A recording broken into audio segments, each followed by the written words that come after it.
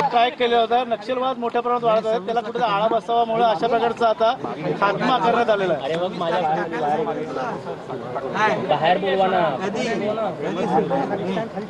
तोपर्यंत तुम्ही camera adjust करा. तर छत्तीसगड नक्षलवादाचा खात्मा करण्यात आलेला. या अगोदर देखील गडचिरोलीमध्ये आपल्याकडनं सर्जिकल स्ट्राईक महाराष्ट्रामध्ये झाली होती. कसं बघता, एकीकडे मोठ्या प्रमाणात नक्षलाईट वाढत आहे आणि या ठिकाणी खात्मा करण्यात आलेला आहे. गडचिरोलीमधला नक्षलवाद जवळपास आपल्या C60 टीम आणि पोलीस आणि केंद्र सरकारच्या मदतीने आपण जवळपास संपुष्टात आणलेला आहे. आता गेल्याच आठवड्यामध्ये आदरणीय प्रधानमंत्री मोदीजींच्या मार्गदर्शनाखाली आणि केंद्रीय गृहमंत्री अमित शाह साहेबांच्या नेतृत्वाखाली या ठिकाणी मोठा नक्षलवाद जो आहे त्याच्यामध्ये 27 जवळपास नक्षलवादी मारले गेले आणि सगळ्यात मोठा त्यांचा नमला केशवराव उर्फ बसवराज हा जाल नक्षलवादी त्यामध्ये ठार झालेला आहे.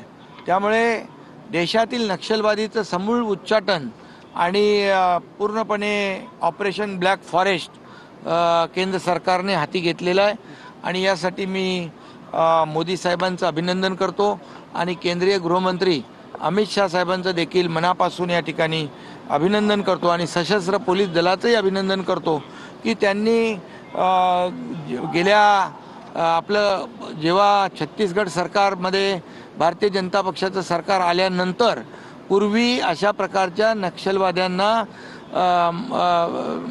मारण्याचं काम, नक्षलवाद संपवण्याचं काम किंवा नक्षलवाद एन्काउंटर करण्याचं काम कधी होत नव्हतं. त्यांना त्या ठिकाणी अबुझमाडमध्ये मोठी लपण्याची जागा होती, परंतु केंद्रीय गृहमंत्री अमित शाह साहेबांनी त्या ठिकाणी मोठ्या प्रमाणावर लक्ष घातलं आणि छत्तीसगडचा जो नक्षलवाद आहे, कारण महाराष्ट्रातून गडचिरोलीतील नक्षलवाद जाऊन अबुझमाडमध्ये लपायचे छत्तीसगडमध्ये, परंतु छत्तीसगडमध्ये ज्या पद्धतीने कार्यवाही व्हायला पाहिजे होती तेव्हा पूर्वी होत नव्हती. परंतु आता दररोज हे नक्षलवादी मारले जात आहेत.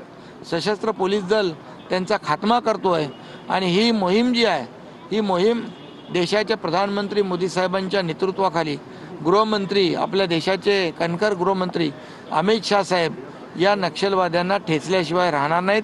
त्यांनी ऐलान केलेलं आहे की 31 मे 2026 पर्यंत देशातला पूर्ण नक्षलवाद संपवला जाईल, त्याचं समूळ उच्चाटन केलं जाईल आणि म्हणून आता त्या 27 नक्षलवाद ठार झालेत आणि तो नमला केशव बसवराज हा जाल नक्षलवादी, त्याच्यावर कोट्यावधी रुपयांची बक्षिसं होती, त्याला देखील ठार करण्यात आलेला आहे. त्यामुळे नक्षलवादाचा पूर्ण बिमोड केलेला आहे, त्याचा कंबरडा मोडलेला आहे आणि मला वाटतं जे टार्गेट 31 मे 2026 पर्यंत गृहमंत्र्यांनी दिलेलं आहे ते मोदीजींच्या मार्गदर्शनाखाली पूर्ण होईल आणि या नक्षलवादाचं समूळ उच्चाटन होईल. राहुल गांधी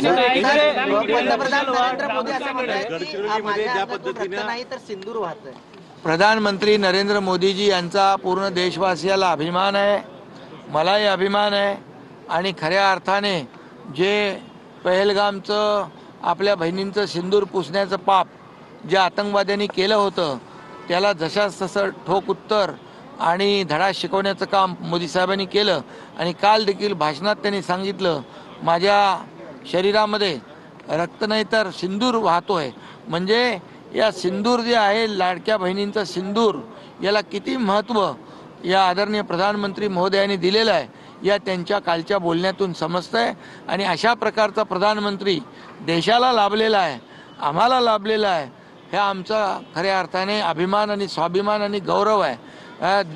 आता लोक म्हणतात ना देश का नेता कैसा हो तो आदरणीय प्रधानमंत्री मोदी जैसा हो, असं लोक आज त्यांनी ते बोलतात ते खरं करून दाखवले मोदीजींनी.